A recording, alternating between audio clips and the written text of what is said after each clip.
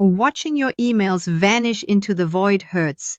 And that pain ends right here with 5 strategies built to finally get you seen. You ever get that feeling?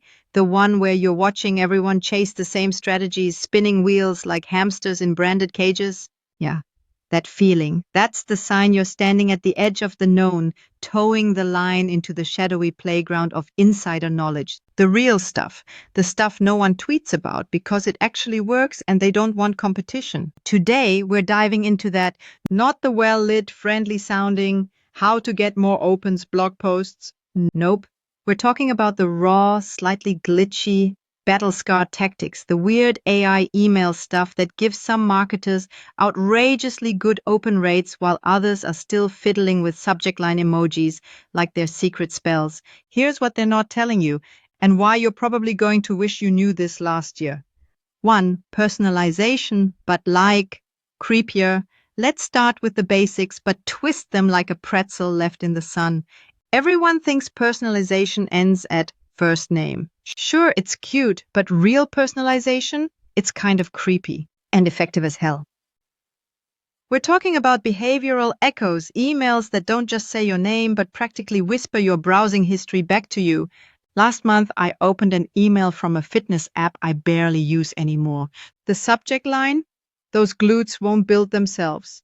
Thing is, I had literally an hour earlier searched at-home glute workouts on YouTube. Coincidence?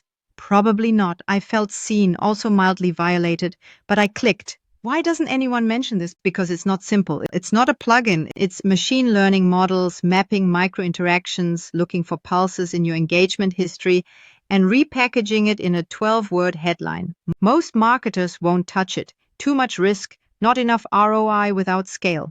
But those who do, their open rates are filthy good. We're talking 45-60% regularly. Set up your flows to capture scroll depth, session time, rage clicks. Yes, those exist. And feed that into GPT-backed dynamic copy. That's personalization. It's stalking, sure, but like in a profitable way. 2. The echo line, not just a subject line thing. Here's a weird thing I started doing after a friend, a growth hacker in Berlin, naturally told me about it. I stopped thinking of subject lines as standalone hooks. Instead, I treated them like echoes, reverberations of whatever emotional frequency the user had just experienced. Confusing? Let me paint it. Say your lead just downloaded a white paper on recession-proof hiring tactics.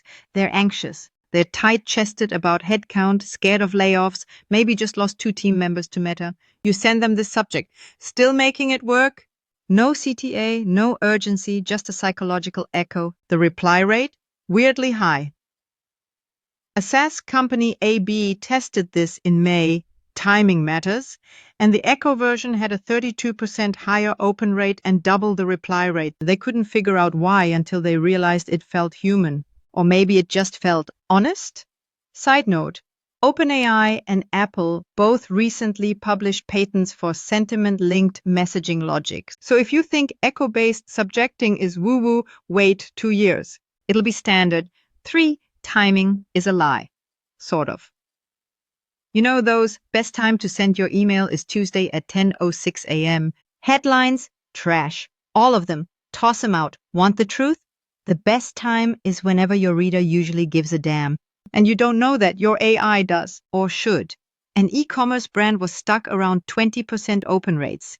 Then they fed their engagement history millions of lines of timestamped madness into a pretty straightforward Python model. And here's what happened.